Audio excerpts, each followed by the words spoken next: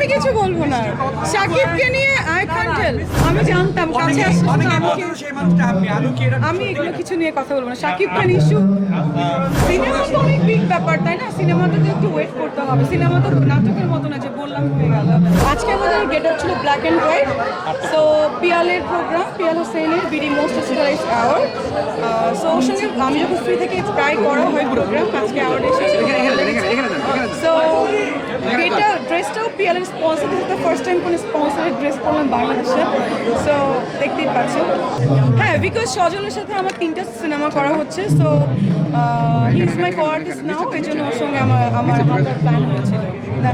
Cinema তো অনেক big ব্যাপার, তাই না? সিনেমাতে তো একটু ওয়েট করতে হবে। সিনেমা তো নাটকের মতো না যে বললাম হয়ে গেল। আর আমরা আসলে সিনেমার মানুষ, তো আমাদের ব্যাপারটা একটু ডিফারেন্ট। যে কোনো কাজ আমি চাই না যে করলাম হয়ে গেল, আমি চাই যে কোনো কাজ বছরে একটা করি, বাট ওইটা যেন খুব ভালো হয়। তো এটাই আমি চাই। ইনশাল্লাহ 2025 সালেই আসবে।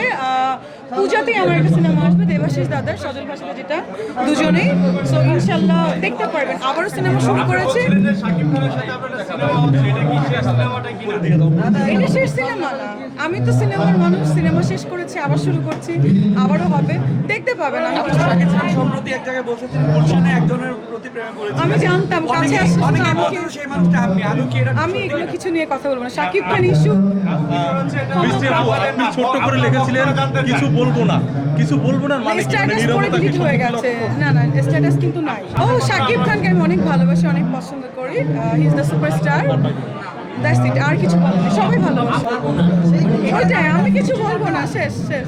শাকিব খান নিয়ে কেন আপনি কিছু বলবেন না? বলবো না। না বলার কারণ মিডিয়ামে আপনি পড়েছেন। হ্যাঁ, পড়েছি। আমি কিছু বলবো না।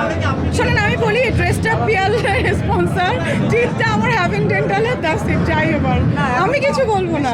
শাকিবকে নিয়ে আই ক্যান্ট টেল।